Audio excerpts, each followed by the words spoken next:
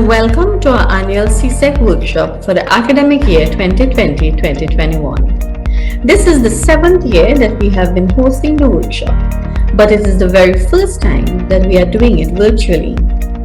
Of course, the dynamics will be different. We do not have the luxury of sharing the same physical space or experiencing that warmth that comes with face-to-face interaction. And I know that students look forward to a day away from your schools, when you could also visit the university that many of you hope to soon attend. So yes, this year's workshop is different. This new online presentation is definitely different.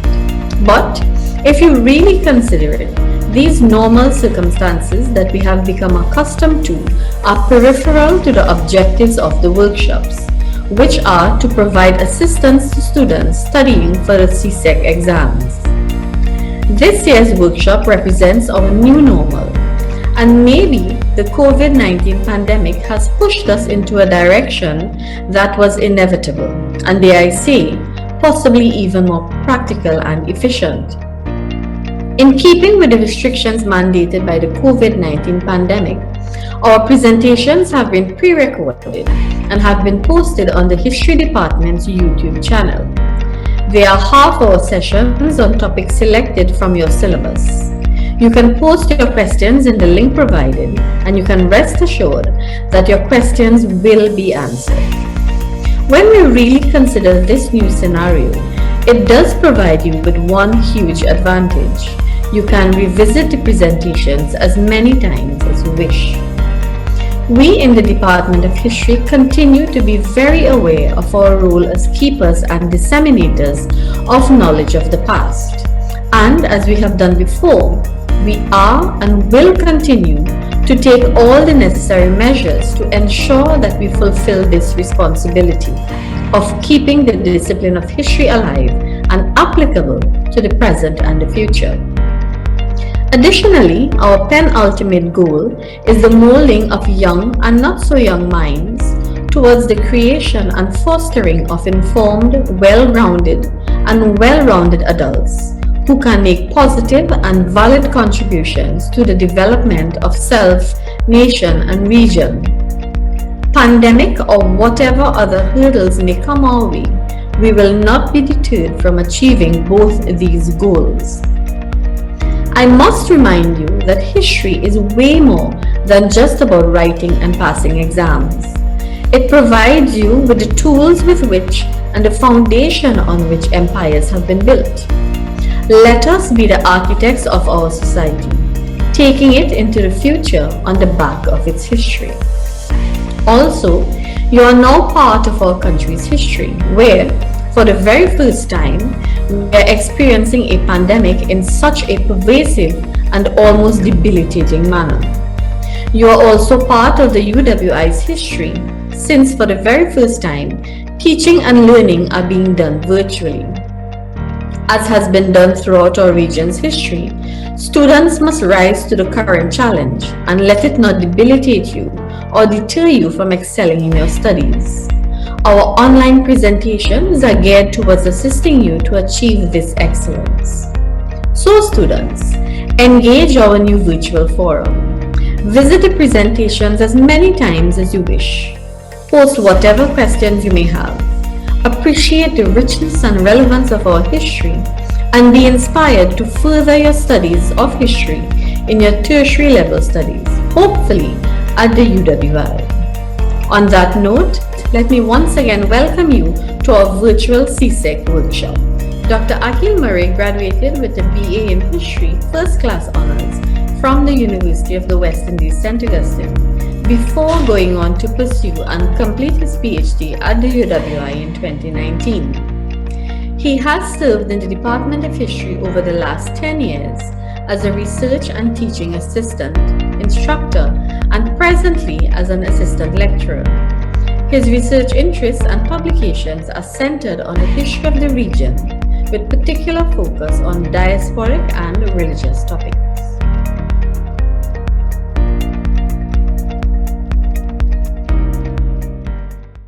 Hi students, this is Dr. Aakeil from the Department of History, UWI St Augustine. I'm so glad to have you in this session. Okay, students, let's begin. We're looking at socioeconomic trends in the Caribbean, the labor uprisings of the 1930s. Now, in order to contextualize the labor uprisings, we must look at the other developments that took place in the 20th century and where the labor uprisings of the 1930s fall into play. First, we have here increased accessibility to education. And so the 20th century in the British West Indies was characterized by attempts, well, not only by religious organizations, but also by the governments, particularly the governments after independence, to increase educational opportunities and access to education in the British West Indies. Of course, with the advent of independence, you have Trinidad and Tobago, the government run by Dr. Ed Williams at the time, PNM regime, with the revenue garnered from the oil industry, investing in the development of non-denominational schools. Attempts were also made in Jamaica and other Caribbean islands as well. Now, in the 1930s, of course, education was still woefully inadequate. And so a number of persons would have been part of the laboring class, largely the lower rung of the socioeconomic ladder. And there were few who catapulted themselves to the top in relation to fighting for the rights of the laboring class. And they would have been part of the educated middle class at the time, what we'll call an elite group of persons, largely of African descent in the British West Indies, who would eventually take control of their respective nations after the exodus of the British, right? But the 1930s was a period where education was still woefully inadequate, all right? Battling the effects of failing economies, unemployment, issues with low wages, land ownership, right? All of these things characterize the 20th century, particularly the earlier part, and would have been some of the primary reasons for the labor uprisings of that time. And as we say, socioeconomic trends in the Caribbean, labor uprising of the 1930s. We are talking about a pattern of labor uprisings, not only occurring in one or two islands of the British West Indies, but across the British West Indies, across most of the islands, you had outbursts of violence, protests, etc., right, taking place. The struggle and achievement of political representation and independence also characterized the 20th century, and some historians and academics will argue that the 1930s served as a watershed moment towards independence, towards self-determination, towards decolonization, all right? Some argue that it was that first legitimate, bold statement that proper representation was needed and that we needed to be, well, eventually be in charge of our own destiny. And of course, US imperialism and its political, social, and economic effects, right? As the British left the Caribbean space, the US started to flex its muscle on the global stage and more in the Caribbean as well, all right? They started to look at the Caribbean as an extension of their rule and their influence. Of course, they wanted to influence the Caribbean region and the Western world in general. So that would have been the case for the Caribbean, would have felt the impact of that, and South America and Central America. All right, they were on a quest to become the world leading power. And so the Western world was their first port of call in relation to achieving that. And so even if we think about it in today's society, are we heavily influenced by the US culturally, economically, socially? And I think the answer is yes.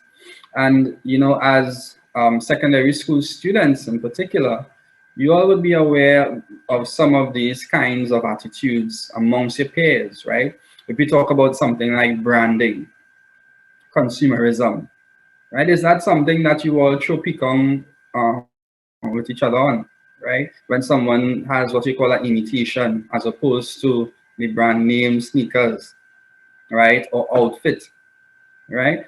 Is there some pecan if they have the fake one as opposed to the quote unquote real original one, which is of a higher price, right? And so when you turn your television sets on and you're watching cable television during those commercial breaks, what you have coming at you, right? You have a number of US products, right? Services, etc., being pushed through the television screen and into your homes. And that in itself, right, creates a taste amongst Caribbean people, right? And so definitely in the 1930s as well, we would have been feeling the impact of developments in the US, right? And also some of those developments would have been, on the side of unifying persons of African descent in the Caribbean, in the diaspora, right? Garveyism, for instance. And of course, Caribbean integration, all right? From the 1930s onwards, after those developments, as I said before, we started to push towards political representation, independence, decolonization. And this also caused a movement towards Caribbean integration, right? That movement was increased. And you had an attempt through federation, and as you all should know, that would have failed after Jamaica initially being the first to pull out from that arrangement. So the 1930s, the labor rising of this period definitely has its role in the developments across the 20th century. And so it's an important period in our history. Let's look at these prime ministers here. First prime ministers of these various British West Indian territories. To the left, top, bottom right, and again, top right. Who are these men? Could you give their names before I give their names? Do you have any idea? Now, of course, students, you all should know the person to the bottom left, right? First Prime Minister of Trinidad and Tobago. And if you said Eric Williams, yes, you are correct. Who is the man at the top? First Prime Minister of Barbados. Who is the man at the bottom? First Prime Minister of Guyana. Who's the man at the top? First Prime Minister of Jamaica, taking over from the Premier. Give you all a moment. You remember their names? Right. So here they are. Eric Williams, Elton Barrow, Forbes Burnham, William Bustamante. Now, if you notice, they are all men. And this says something about the education system. Right? It says that it was male dominated. It says something about the patriarchal nature of Caribbean society in the 20th century. It says something about those who would have represented the voice of the people. All right. Of course, if the education system is skewed towards pushing women into particular subjects, which are not preparing them for leadership in the wider society, but rather domesticating them, then naturally, those who are going to be pushed forward to represent workers and to fight on behalf of workers will be those who are more educated, those who could stand up against the colonial establishment, those who can hold their own in discussions, right? In negotiations, in debates, etc. And naturally, that will be the position of the more educated men in the society, unfortunately, right? To the detriment, the disadvantage of women who would have wanted to play a more prominent role, right? Not disputing the fact that women play their work as well during these times, all right? But definitely, we can see some of the first prime ministers here, and William Bustamante, for instance, played his part in the developments of 1930s moving forward for the Jamaican society. All right. Labor protests occurred across the British West Indies in the 1930s, and you have here Belize, St. Kitts, St Vincent, St Lucia, Trinidad, Barbados, the Bahamas, Jamaica, Antigua, and Guyana. They took place in all of these territories. However, we are going to be giving attention to Belize, St Vincent, and Jamaica. The developments and the protests, rioting, etc., that took place in Belize not given much attention, nor is the one in St. Vincent. As has been the case or the trend, we tend to focus on the disturbances in the larger or more prominent islands of the British West Indies, and that would be Trinidad, Jamaica, Barbados, for instance, as well. Sometimes Barbados is included in that, but primarily Trinidad and Jamaica when we talk about the disturbances of the 1930s. All right, but how much is known about what took place in Belize or St. Vincent? So we are going to be bringing that into this lecture session here. I'm going to give you a little exercise, right? I want you all to locate Belize, Jamaica, and St. Vincent on the map. I think Jamaica is the easiest one out of the three. You should be able to pinpoint Jamaica off the bat. All right, where's Jamaica? If you pointed to the center, the island in the center of the map, probably you are correct. And where is Belize? Is Belize in the chain of islands? Is Belize in the archipelago? Is Belize in South America? Is Belize in Central America? And where is St. Vincent? Most of you will know St. Vincent will be perhaps in the chain of islands, but which part in the chain? Okay.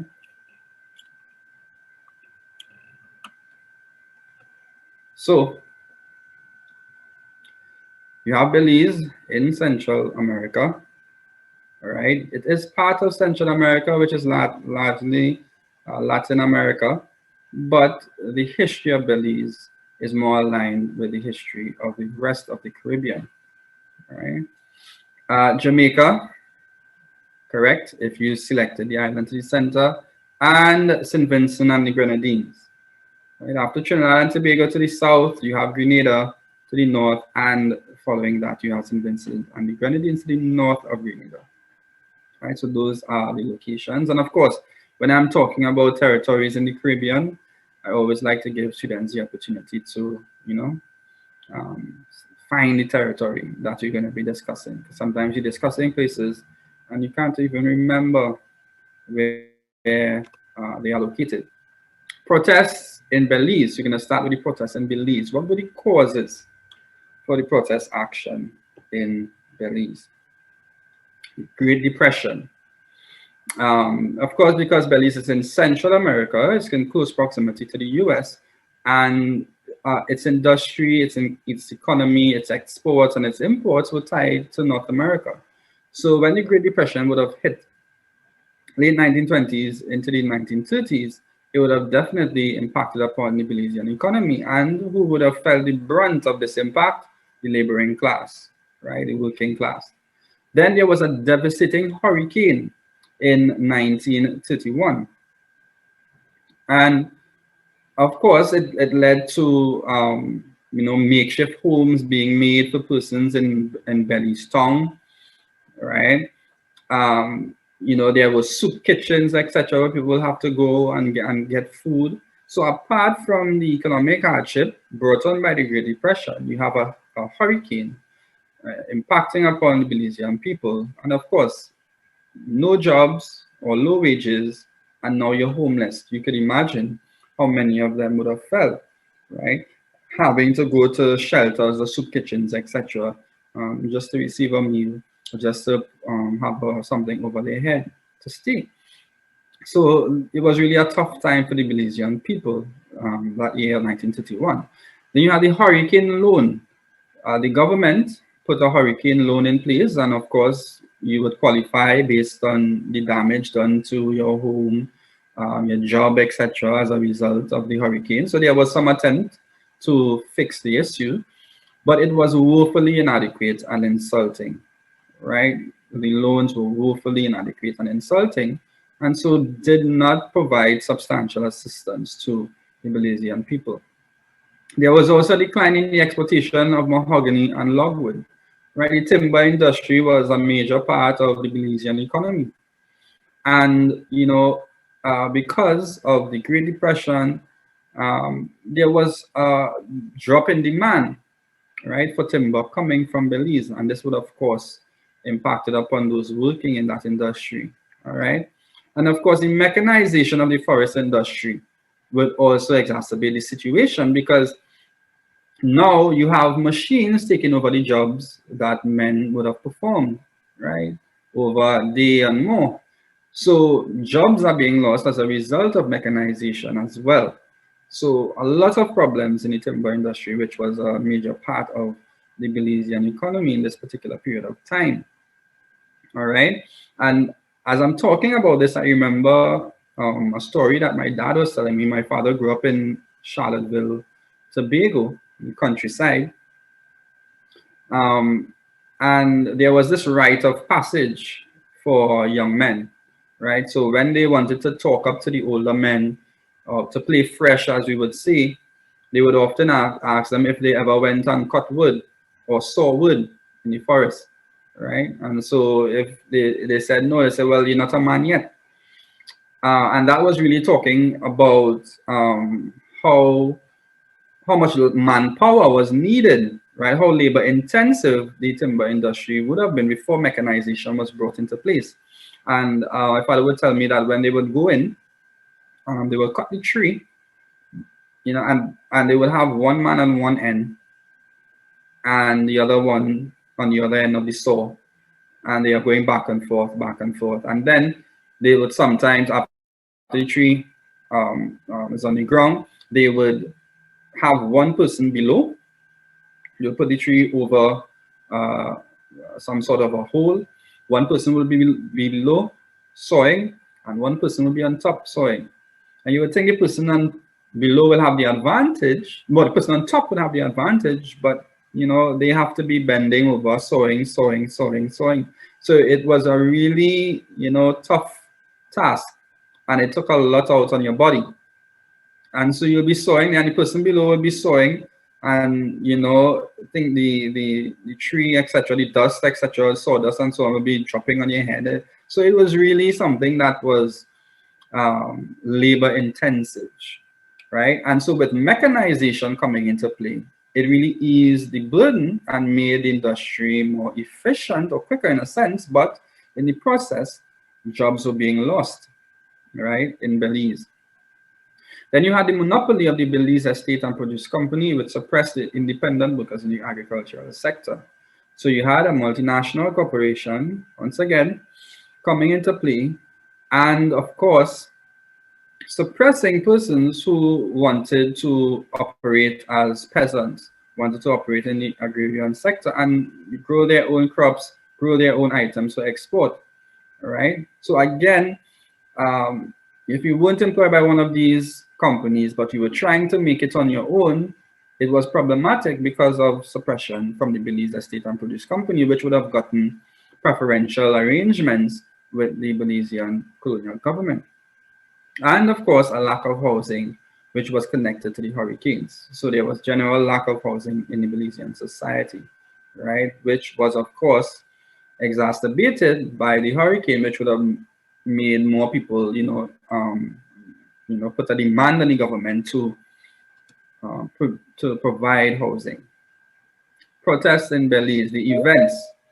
What were the events? A radical and militant group made up of artisans and laborers were calling itself the Unemployment Brigade, and they held peaceful marches in Belize town in 1934. The governor responded by preventing the Hurricane Loan Board from foreclosing on debtors. So they responded in favor to an extent of the demands of the Unemployment Brigade, giving daily rations of 1 pound of rice, 3 ounces of sugar. Subsequently, people were allowed to break rocks in the Public Works Department yard for 5 to 10 cents each day, and 20 cents for married people. Students, think about that. isn't this humiliating?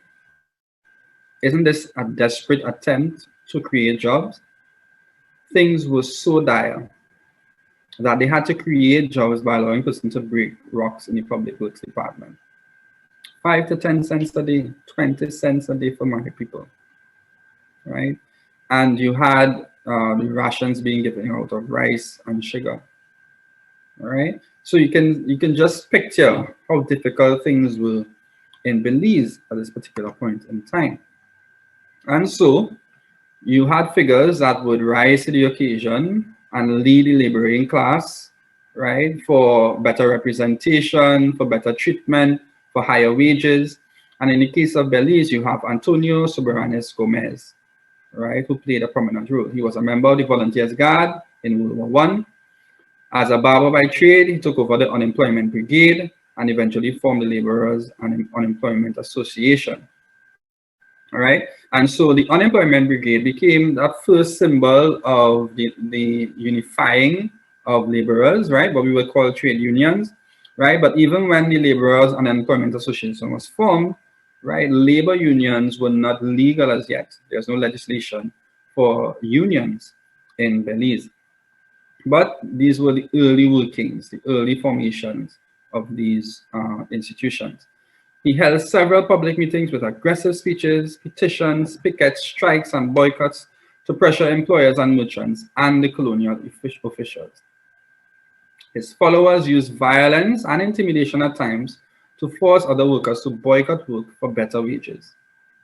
All right. So of course, you're always going to have some within the group that are dissatisfied, disenfranchised, but for fear of victimization, for fear of losing their jobs, they are just going to go with the flow. They're just going to continue to work and do what they have to do, right, in order to provide a meal and an income for their households, of course, right? But in order for a huge statement to be made, more cooperation would have been needed amongst the laboring class.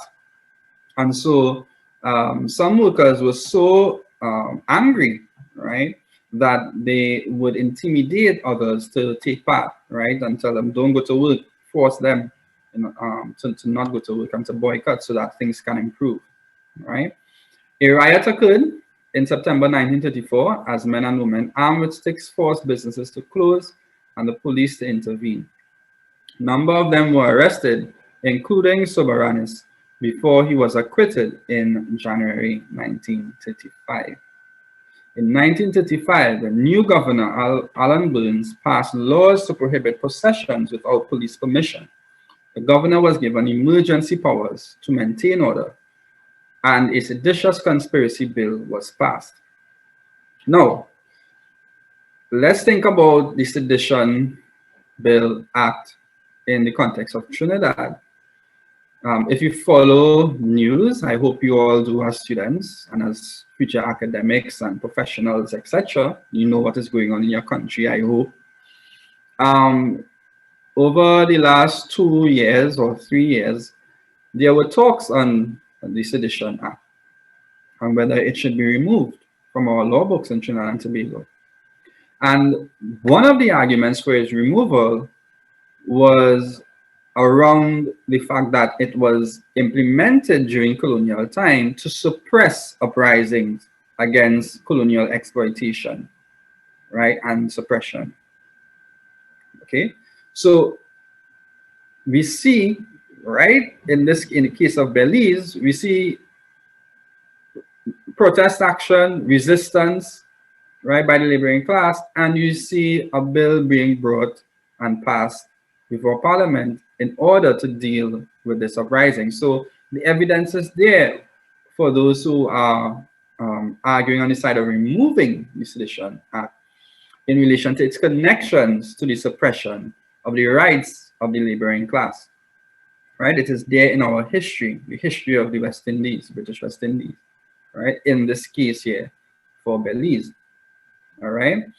By 1939, Soberanes and his colleague R.T. Megan formed the British and US Workers and Tradesmen Union, BHTU, right? And of course, you have a number of trade unions in Trinidad and Tobago right? With the union U at the end, OWTU, for instance, all right? A number of trade unions in Trinidad and Tobago, all right? So in 1939, again, Soberanis is playing his part in the formation of one such group in its early stages. What were the results? Well, Antonio was able to mobilize the laboring class, force the governors to seek financial assistance from the metropole, and to create job opportunities for the poor. So he would have operated over the tenure of not only Alan Burns, but another governor. And so they sought financial assistance on the metropole and to create job opportunities for the poor in whatever means they could. They forced private businesses to raise wages. So wages increased for a number of workers, thankfully. They contributed to their political representation by encouraging them to vote for middle-class Creoles who would fight for them on the Belize Town Board. So in Belize at this time, you had to be of a particular income bracket, right? Higher income bracket in order to vote in the elections, or you had to own land. So if you were part of the laboring class that did not own land, you couldn't vote. However, by encouraging persons to vote for the middle class Creoles who stood in solidarity with the laboring class in the Belize Town Board, the hope was that they would use their position in the Belize Town Board to eventually fight and be elected to the legislative arm of government to represent, right, the laboring class. So this was a strategy, political strategy, to get persons in position, middle class Creoles in position to fight for the rights of the workers, right? And of course, his work ignited the nationalistic movement in Belize. So these 1930s protests, uprisings, right, disturbances, right, were the early workings of that nationalistic movement in Belize. We moved quickly to protest in St Vincent. What were the causes for the protest action in St Vincent? Unemployment and low wages, same as Belize, right? And this is a pattern. A 1935 bill threatened to reduce the import duties on motor vehicles and shift the burden to more common items, including matches, to increase revenue. Look at that, students. Reducing the import duties on motor vehicles, shifting the burden to more common items, including matches. Who is purchasing motor vehicles in 1935? Isn't it the middle class and the upper class, right? The more wealthy, well-to-do persons in the society, definitely not the laboring class, right? So instead of them bearing more of the burden, they put the burden on the common man because everybody is using matches, for instance, right? So you see the inequality in the bills that were being put before Parliament, right? And apart from that, there were rumors. Rumors started to spread that retail shopkeepers would raise the prices on commodities not listed in the bill, that the land tax would be doubled, that there would be an increase in the cost of licenses for donkeys and dogs, all things here that would impact upon the lower classes. And so the governor, Sir Selwyn Grier, failed to listen to representatives of the poor and laboring class and did not communicate the details of the bill to the public effectively. So while these rumors were spreading, after they were already made aware of what was on the cards in relation to reducing import duties on motor vehicles. And then you have these other rumors spiraling and spreading across the island. The governor does not alleviate any fears. He doesn't come in and say, well, no, these are rumors, these are not listed in the bill. So of course that is going to further agitate the laboring class, right? And so there was general support amongst the working class for the resistance efforts of Ethiopia against the attempted invasion by the Italians, which started in the same year. This helped to fuel race consciousness and anti-colonialism. So apart from what is taking place in St. Vincent, what is taking place in the other islands of the British West Indies, you have their eyes on Ethiopia. All right. Caribbean people are well aware of the developments in Ethiopia and the attempted invasion and colonizing attempt of the Italians. All right, so again, you have that power struggle between a country or an area dominated by persons of African descent and a European power coming in to attempt to seize control, which is very akin to what occurred in the Caribbean, right? So you are facing exploitation, and you are seeing that in Ethiopia, you're facing exploitation in Caribbean to British powers, European powers, and you see them, well, Italians, another European country, trying to assert its dominance on an African nation, right? And so persons' eyes were on these developments, right? And so that race consciousness came to the fore, right? And it further created anti-colonial sentiments, right? Naturally, as they follow these developments. What were the events? On the 21st of October, when the bill was to receive its second reading, workers attacked 2 estates near Georgetown. They stormed and damaged the courthouse, released prisoners from the jail nearby, looted several business places, damaged property, and cut telephone wires. The Riot Act was read, and a state of emergency was called. Are we familiar with states of emergencies in Trinidad? Unfortunately, you all should be. Right? About 7 years ago, we had a state of emergency after we had a number of murders in a short space of time. The then Prime Minister, Mrs. Kama Prasad Bisasa, called a state of emergency, right? So you all should be familiar with that, right? It's done really to address national issues, right? And it really halts economic activity and so forth, right? Movement of people, etc. And that would have happened again back in 1990 during the coup attempt. State of emergency. 1970, Black Power Revolution, state of emergency. So similar in the 1930s in St Vincent. The Riot Act was read, a state of emergency was called.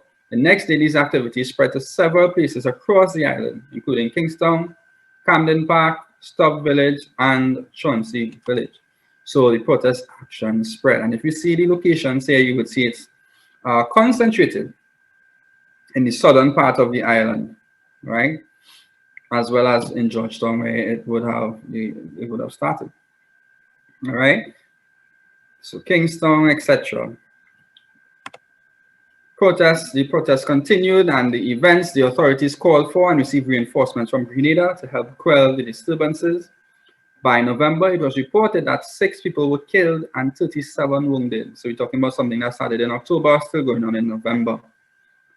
12 law enforcement officers were amongst the wounded. State of emergency eventually ended on 1st of February 1936. So the state of emergency went on October, November, December, January, February, ending in February, 1st of February 1936. All right. So we can see how serious this issue was in St. Vincent. Overall, 114 persons, 91 men and 23 women were tried, with only 14 acquitted. 45 men and 5 women were sentenced to terms in prison. All right. What were the results? Well, one of the leaders, George McIntosh, emerged as arguably the most popular leader of the working class. He organized the St. Vincent Working Men's Cooperative Association, again, another trade union type institution, similar to Belize. An unemployment bureau was set up to service the working class in Kingston and its environs in August 1936. So they are trying to address the issue. More regular jobs were made available, similar to the work of suburbanists, supplementing casual jobs as porters and boatmen. Employment also increased on estates, in the urban areas and in government offices. However, these efforts remained inadequate. So even while they created, more jobs were created, right, it was still inadequate. McIntosh's association won 4 out of 5 seats in the Legislative Council in the 1937 election. So again, you see someone working towards the rights of the laboring class, getting involved in the politics of the time, and winning seats in the Legislative Council. All right. 1839 Masters and Servants Act containing penal sanctions was repealed, and the SVWCA and Ebenezer Duncan St. Vincent Labour Party laid the groundwork for political unionism before adult suffrage was granted in 1951. All right. So Ebenezer Duncan was a scholar, I believe, a historian to some extent, and he was involved in sharing information on the developments in Ethiopia, in St Vincent, and his party, right? He developed a party, and they were also involved in the disturbances of the time, and he continued work beyond that period. All right. So again, St Vincent, you have similar trends to Belize. And the last territory that we want to look at would be the protests in Jamaica. What were the causes? In many cases, wage rates were the same in 1935 as they had been since World War I. We're talking about 20 to 21 years ago, students. 1914 to 1918 is roughly the period of World War I, right? Could you imagine 20 to 21 years ago in Trinidad and Tobago, wages being the same today as it was back then? Let's think about a snack pack. I'm sure some of you love KFC. I love KFC too, right? Think about a snack pack in 1999, 2000. What was it cost? I'm thinking it was around $14, $15, somewhere around there. Could have even been lesser. I'm thinking around $14. And now what's the price of one? Double that, $30, right? And don't question me because I love my KFC. Yes, $20 for a snack pack. I don't even know if they call it that, but call it that still. But yeah, 2-piece and fries. All right. So the price has doubled, and the wages of workers remain the same. So imagine that the wages of workers remain the same for 20 years, while things continue to increase. Right. There was also a crisis in the banana production in the banana industry. Which was one of the industries that the colonial government and Jamaicans turned to with the failure of sugar. Employment was erratic, particularly in the sugar industry. So of course, when there was a period of work and harvesting, etc., on sugar estates, you would expect to be employed. But it's erratic because sometimes the owner of the estate might not need 20 persons. All right. You might just need 15 persons for that period, or 10 persons, right, for that period of harvesting. And so whilst you would have gotten a job last year, you're not sure that you're going to get a job this year. And then when there is downtime, right, you may not be needed during the downtime, right, whilst the cane is growing on the estate, right, you're not needed. And so, employment was erratic in that sense. There was little access to land. So you could not develop, just as in the case of Belize, it was difficult for a peasantry to develop and for persons to engage in small businesses, right, through agriculture, because land is not largely accessible. Rapid urbanization and immersion of Kingston due to a lack of employment in urban areas and repatriation of immigrants. And of course, the radicalization of waterfront workers. So workers became more militant, right, as a result of ideologies and so forth, like Garveyism, Marxism, and of course, and to some extent, the Rastafarian movement, which was looking to what was taking place in Ethiopia, right? All influenced urban workers, many of whom had developed class and race consciousness from living abroad. So these workers, these persons coming back home, right? They're coming back largely from North America, from the US, which in essence had an apartheid regime, right? You couldn't, as a person of African descent, you couldn't go into a restaurant from the same entrance as a white person, all right? You had a separate bathroom. There was a bathroom for coloreds, quote unquote, and a bathroom for whites, right? So they were coming back from the US with these experiences into Jamaica, seeing the same thing, same exploitation from the British government, ran by, white British individuals largely. So these things created unrest. Events. Early protests and violent attacks started in 1935 at various locations.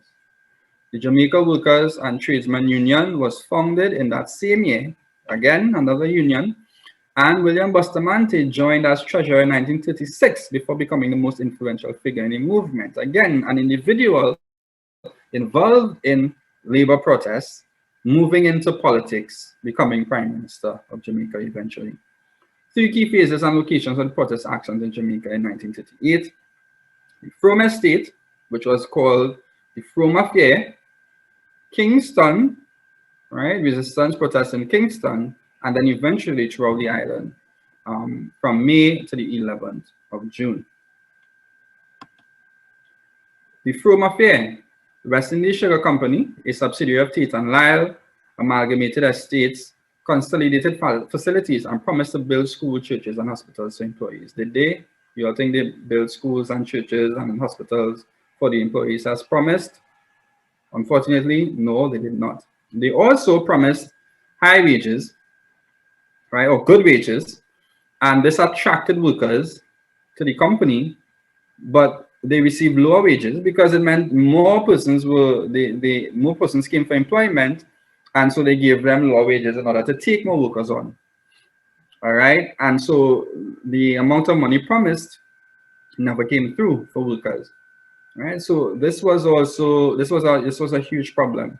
All right, and Tate and Lyle was a company that operated in the various islands of the British West Indies, including Trinidad.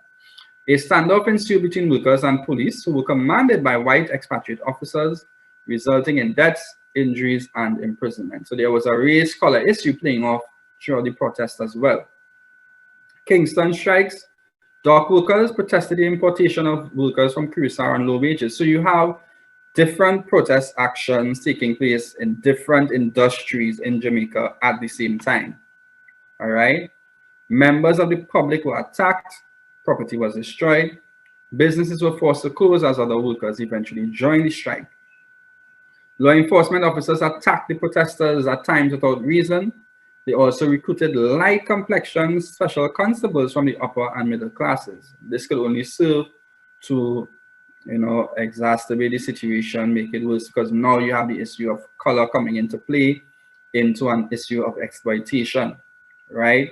Reminiscent of the days of slavery. So definitely it's going to create a more antagonistic atmosphere. Tension is going to rise. The strike spread to the parishes of St. Anne, St. Mary, St. Thomas, St. Catherine, Clarendon, and Portland. Bustamante was eventually imprisoned, and Norman Manley was able to play a more prominent role. Norman Manley, another political figure in Jamaica that you all might be aware of, and he served as premier in Jamaica as well before independence. And let's look at some of the parishes where riots and protests broke out. Right, we see it on the middle and eastern ends of the island. St. Anne, Clarendon, St. Catherine, St. Mary, St. Andrew, Portland, as I mentioned. What were the results of the protest action? Was there any good that came out of it for the Jamaican laboring class? Well, a number of persons were injured, killed, or imprisoned, unfortunately. There was a split in the labor and nationalist movement between Bustamante and Manley. Right, so they had their differences, and that continued. Workers also split on negotiation and settlement issues with employers. So some workers will take what the employers were offering, and others would not agree to that. So there was some contention there. Bustamante formed a number of trade unions. Yes, so he was involved in formulating a number of trade unions across Jamaica, right? And Manley formed the People's National Party that was launched in September 1938. So you see the same trends from Belize to St. Vincent to Jamaica, right? Unifying a commonality in the developments, right? The causes for the unrest, the riots, the protests, right? The disturbances, similarities in that, and similarities in the developments, right, that took place as a result. Persons rising to the fore, unions being formed, or labor groups being formed to fight for better wages, to fight for equality and equity. And then as a result of that, political groups being formed with an eye on independence, with an eye on self-determination, with an eye on better political representation. And so this is why historians and other academics point to the labor unrest of the 1930s as a watershed moment in the movement towards independence in the British West Indies. So students, I want to thank you so much for joining this short lecture, and I hope that the content will help you as you prepare for your CSEC examinations. All right, take care and God bless.